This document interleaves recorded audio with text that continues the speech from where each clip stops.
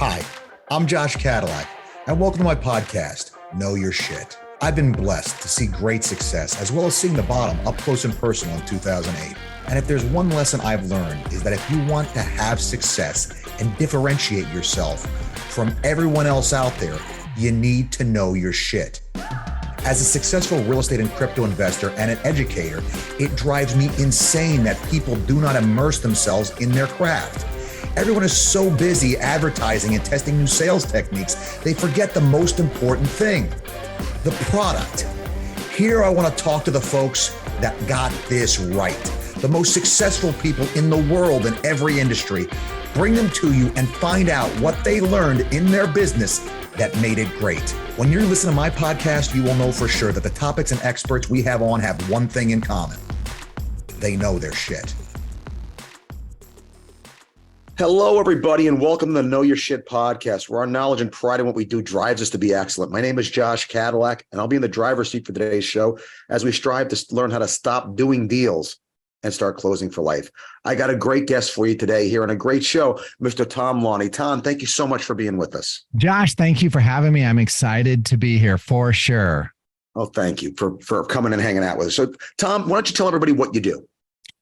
So, Josh, I started a company about 10 years ago, and I worked for 5 years to get this name trademarked, but it's called Bulletproof Wealth.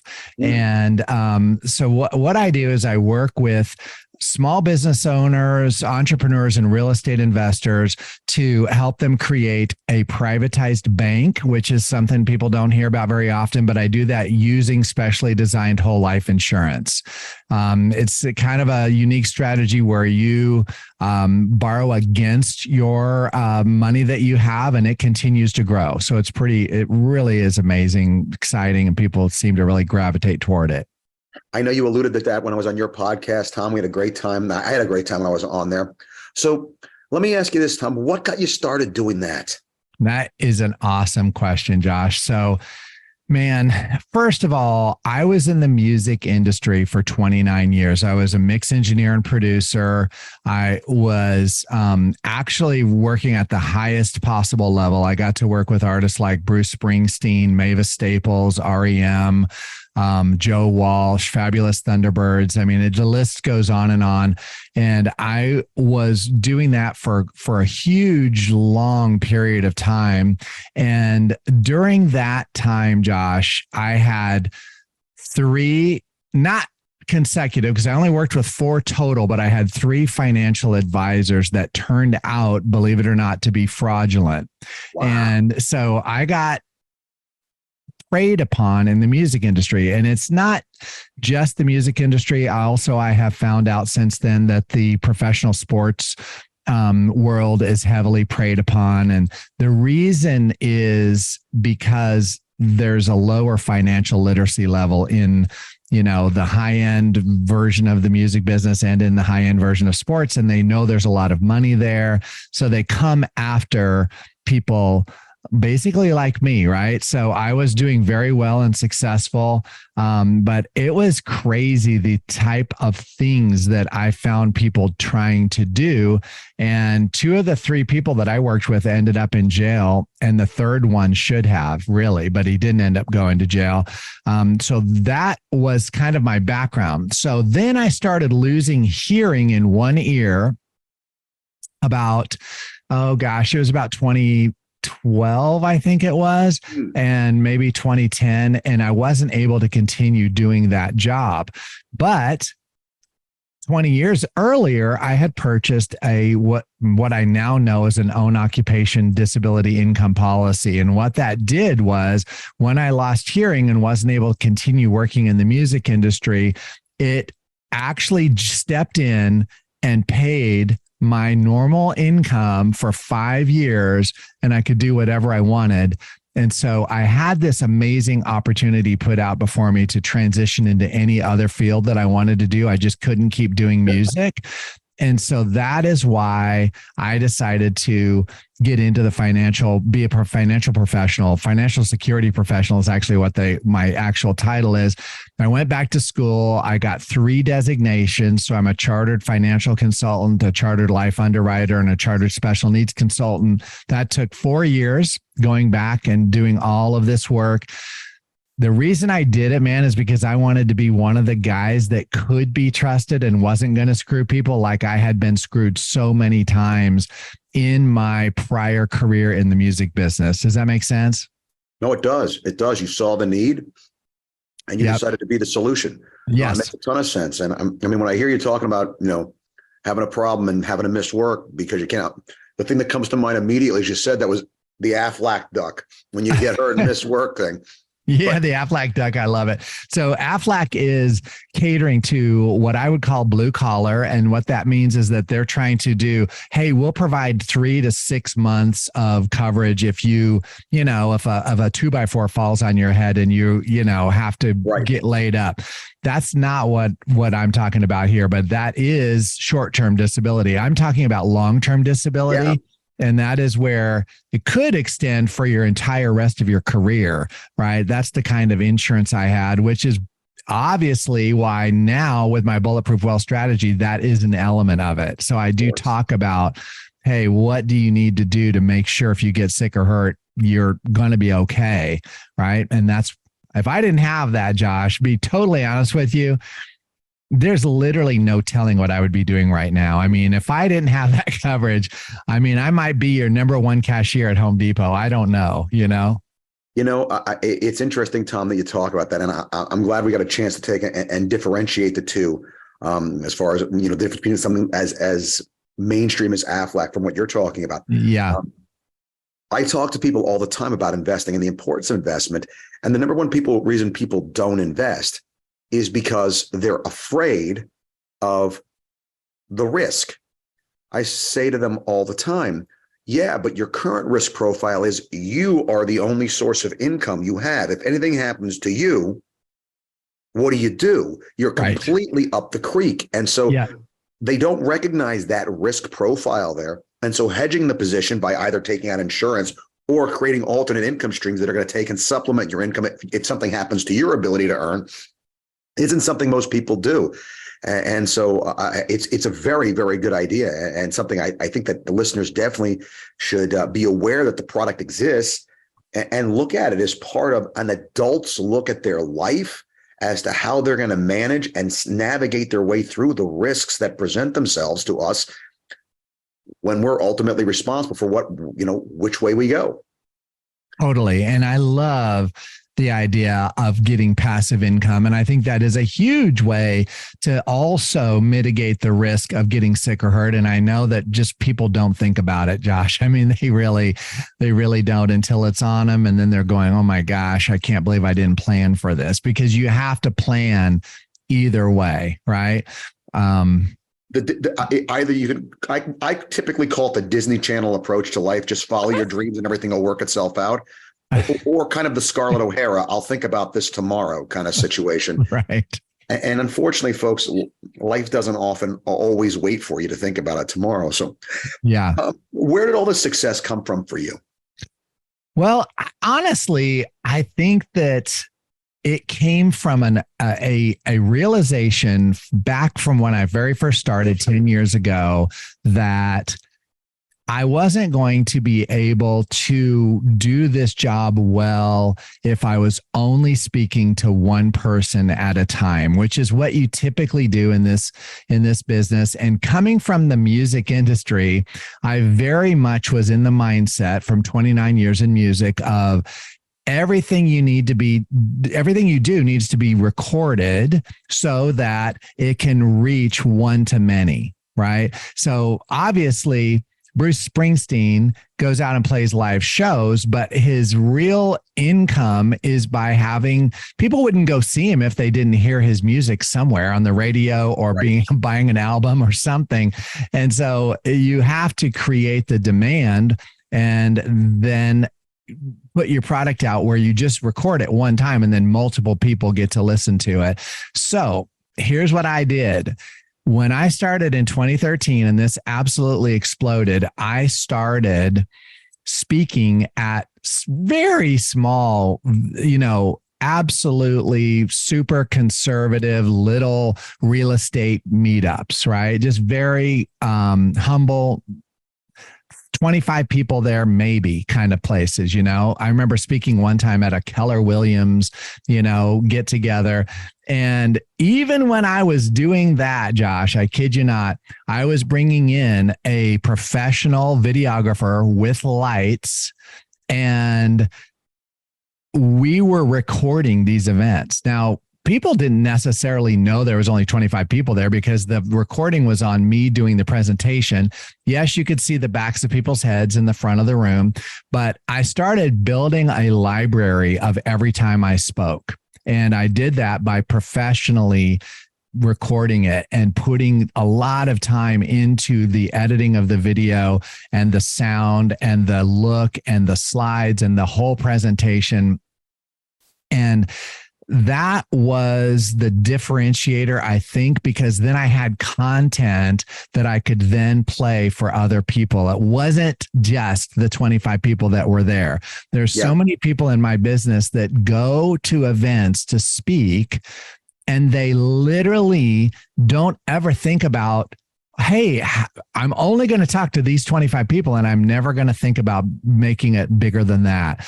But that's not what I did. So from the very beginning, I started documenting what I was doing, and I still do that to this day. I've got so many videos of me speaking at different conferences. It's ridiculous, but that is the main thing that I use now to help other people understand my strategy. Does that make sense? No, it makes perfect sense. It's a guy that speaks all over the country all the time and very rarely gets it recorded as I should. I'm sitting here feeling kind of guilty about what you're saying. Josh, I'm telling you, man, it's not, you know why nobody does it, Josh? I'm going to be honest with you. Nobody does it because it's not easy at all. And it's really difficult and expensive. Okay. Mm-hmm. Because if you rely on what I call the house AV guys, which is whoever happens to be there, whoever is sober enough to show up to work that day. Yeah, exactly. I'm going to just tell you right now, 95% of the time, that's going to somehow get messed up. I mean, I don't know how they do it, but they forget to record. The audio goes bad, the other. Yeah. There's a million things. So if you're not bringing in your own dedicated person, you have a very little chance of having a professional result. Now, I'm not going to say it can't happen, but I hear all the time people tell me, don't worry, we have our guys here. They'll take care of it. And literally, I've never once done that. I literally now travel with professional video cameras. I have my own audio set up because I was, of course, in the music business. So I record my own voice. I mean, I was speaking one time to 800 real estate investors. I think it was in San Diego. Mm-hmm. And the audio went completely down in the house. It was, they lost my mic. It just went down. And I just kept talking because I had a lavalier with a hard pack belt recorder in my pocket. And I just kept going. And then eventually the audio came back up. And then I knew, hey, this is going to still make an awesome video. And when I showed it to the guy who ran that event, he was dumbfounded because he was like, how did you get this audio? Because nobody else has it. And I go, well, it's because I'm always come with a backup. Redundantly packed out. No, yeah. It's a thing. I mean, I whenever I do have recordings, it's always done by professionals. I mean, I definitely don't ham and egg it. It's just a matter of, like I never quite know what the event is going to be, but you're right. With the camera work, they can just get the backs of the front row's heads and call it a day. I don't know if, sometimes I don't know if I'm, 40 people in the room or 400. And so, right. No, so Josh, start getting your stuff professionally recorded, man. That's the deal. We just talked about it today before we got on here. So yeah, no, we're definitely trying to get more of that done. Good stuff though. Thank you. It definitely drives that idea home. What do you like best about what you do, Tom? Okay. What I love best is when I was in the music business, this is what I did, Josh, is that I would work with artists who, I'm not saying Bruce Springsteen and those level artists, but I would work with a lot of artists that genuinely had an idea. They didn't realize how good they were until somebody fleshed that out for them and showed them what they were capable of. And I loved taking somebody from here to here and really making them better than they even realized that they could be. And honestly, that is my still favorite thing. I know it's a hard right turn, but I love making music with people's money. That's what I love.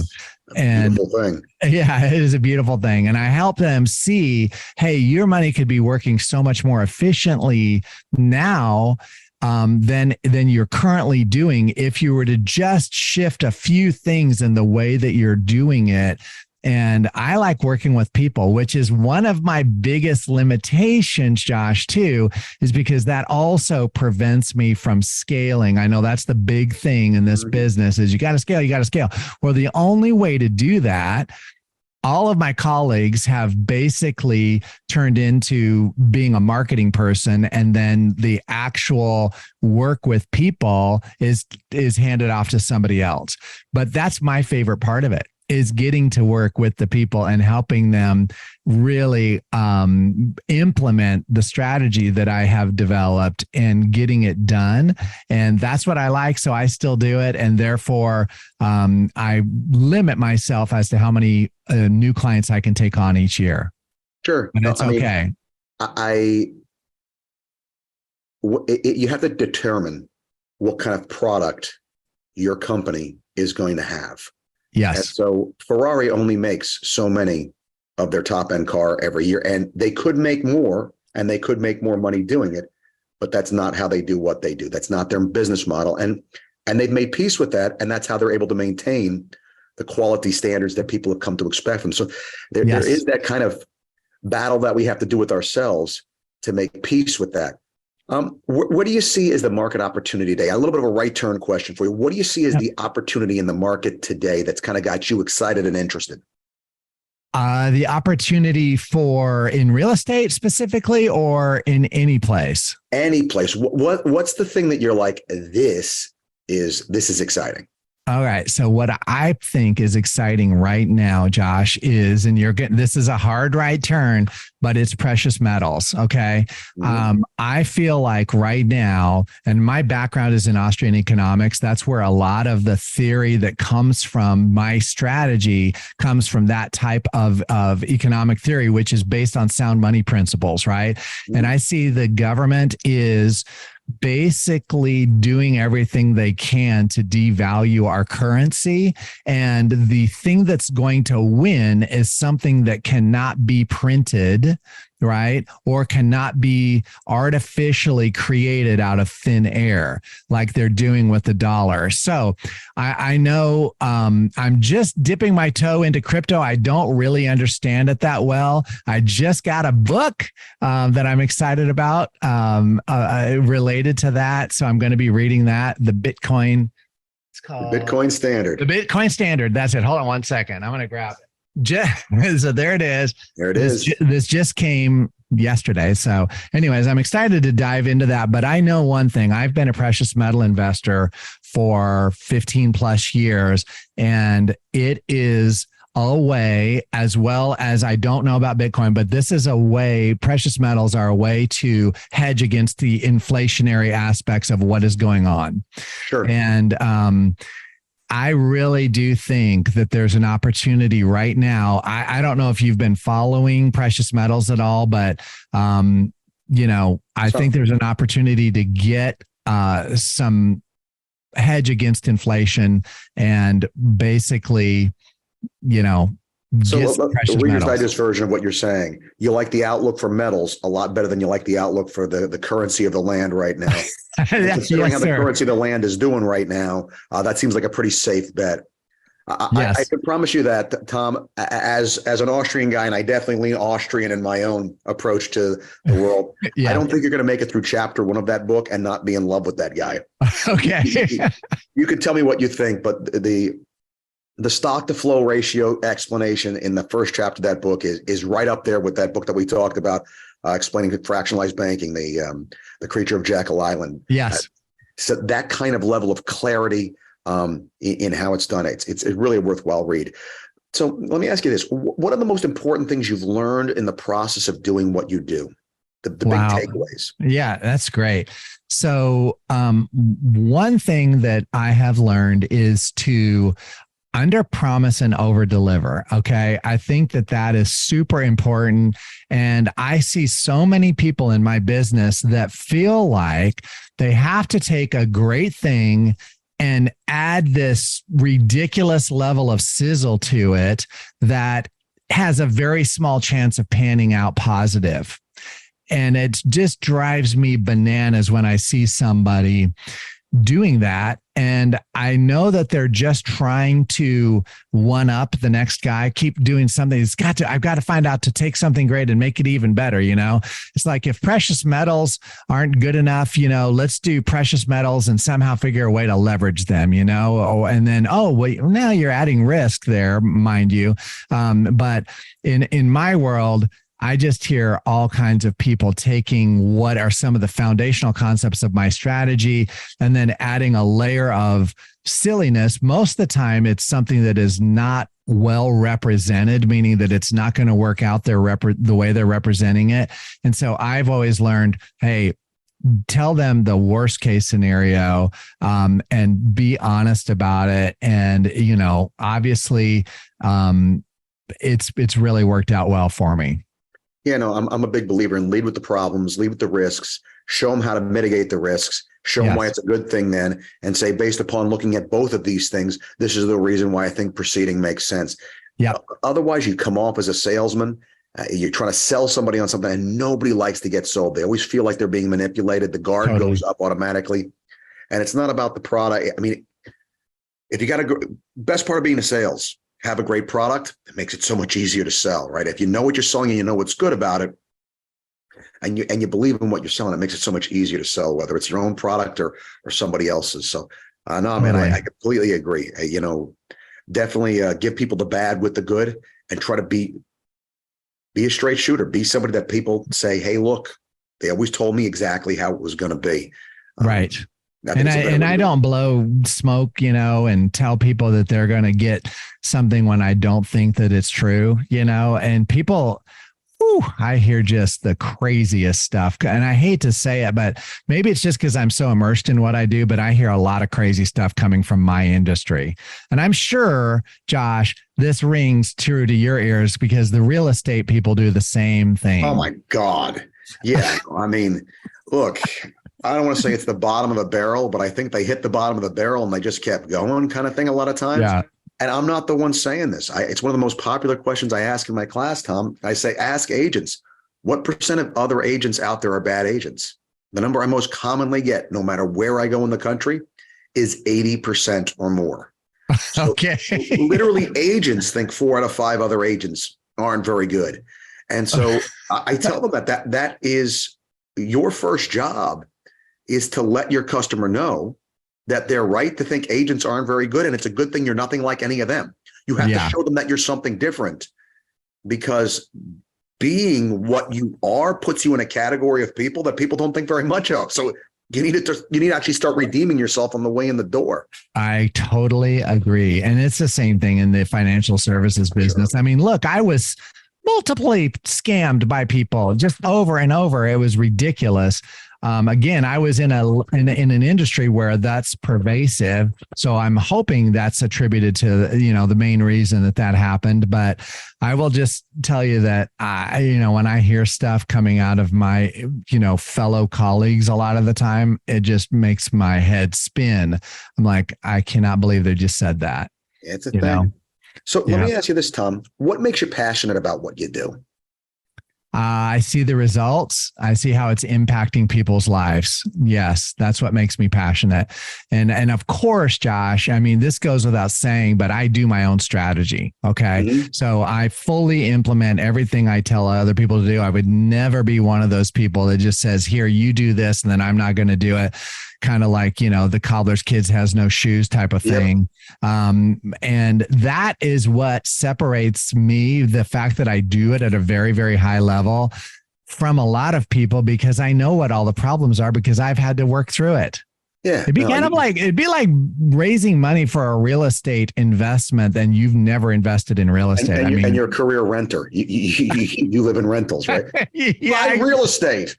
Do you want any? No, are you crazy? I wouldn't know, right? Like, absolutely. I mean, people see through that big time, you know, it's crazy, but that's it basically. Definitely. So let me ask you this, Tom, taking kind of a half a step back. Yeah. What are you most proud of in business that you've accomplished?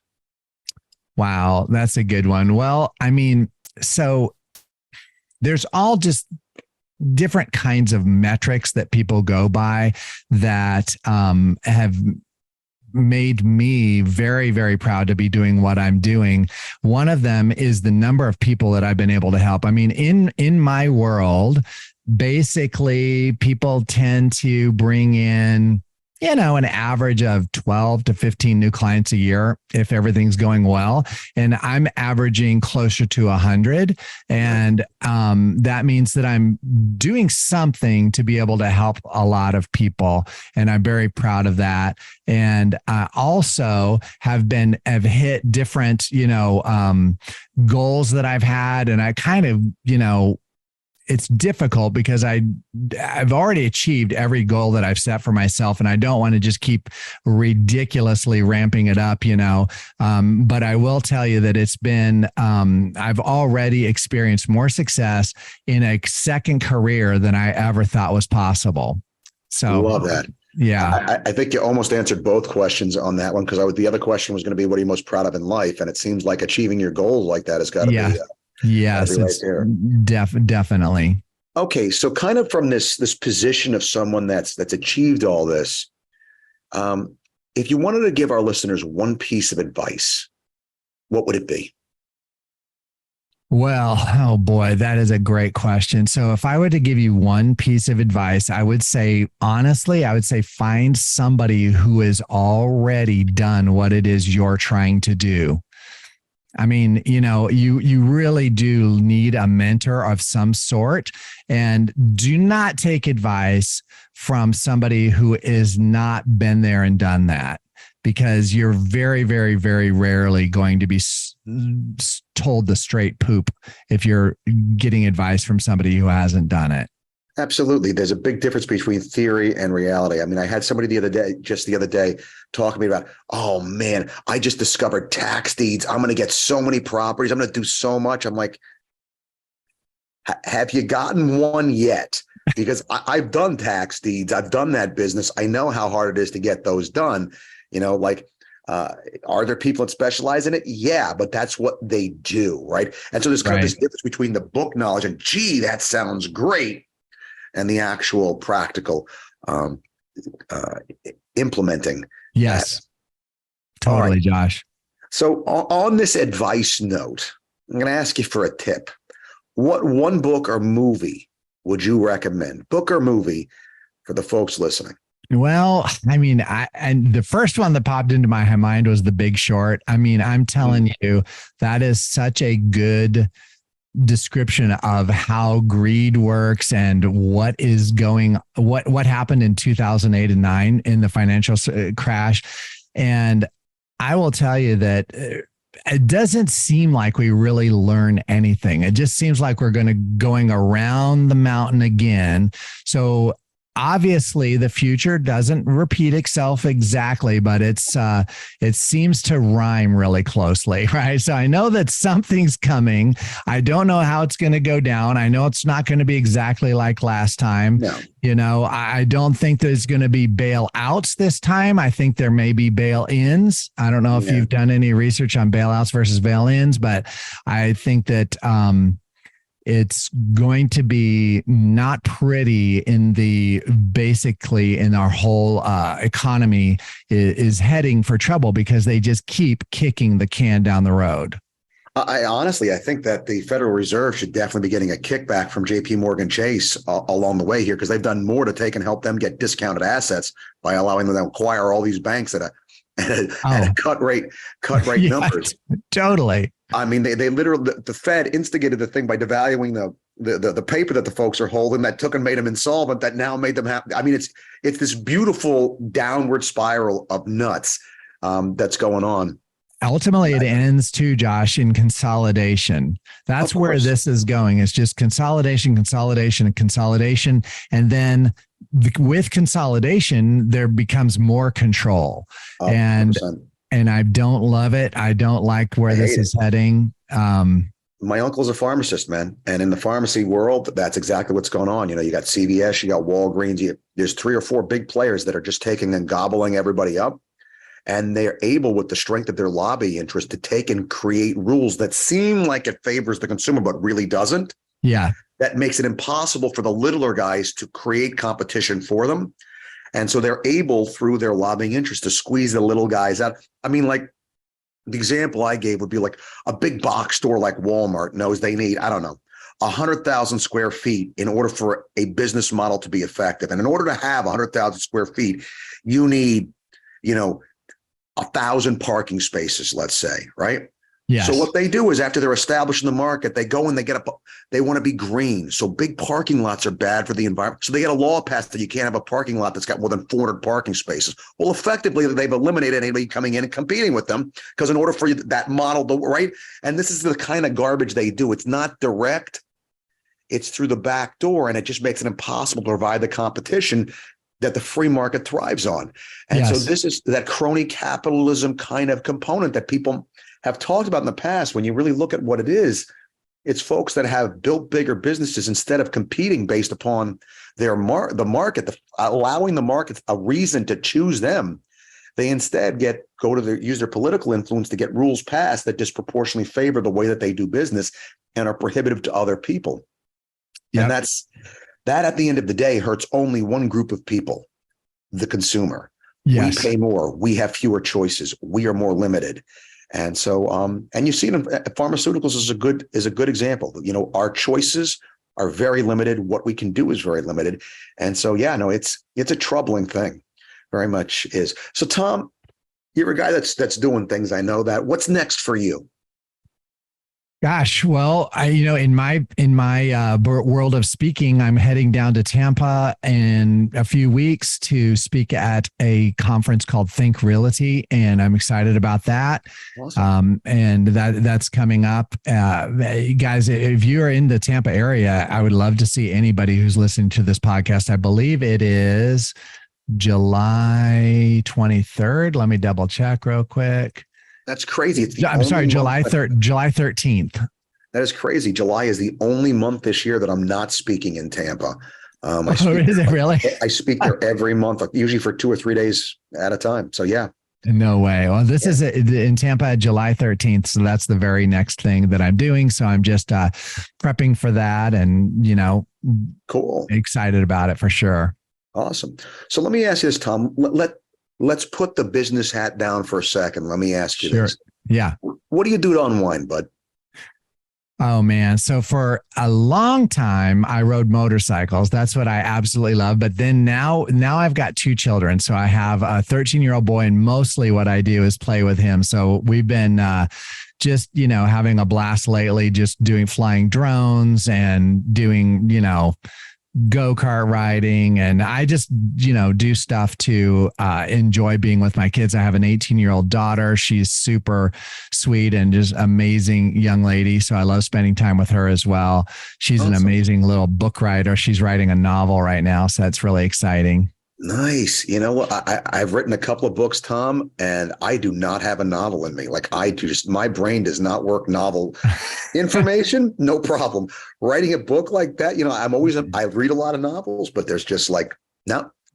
I always say that too. Watch it be a thing that I want to doing at some point. I've said no to everything I've done so far, but I'm telling you right now, man, it's a ton of work. It's a ton. I mean, she's been working on this thing forever, and it just is amazing to see how the process, do it, and I love spending time with my wife as well. So I basically just, to unwind, I relax and spend time with my family right now. With your peeps. I like it. It's good that you got the wife and you left that out at the beginning. That could have got you in trouble. I'm not in trouble. I've been married for 30 years. So you saved the best for last. Yes, absolutely. Kind of letting the drama build. All right. Last question I got for you, Tom, and you survived the gauntlet. where can people find you if they want to hear more about what you do? So my main website is bulletproofwealth.info. So that's bulletproofwealth.info. And if you go there, you can get a free sign up and you can watch all these videos of me speaking at different conferences. And that will give you an amazing idea of whether or not my strategy resonates with you. Good stuff, Tom. Thank you so much. And thank you for your time hanging out with us. Yeah, Josh, I loved it. About what you do, man. It was really good hanging out with you. So thank you. You're welcome, Josh. Thank you very much. Till next time, everybody. We'll see you back here on the Know Your Shit podcast.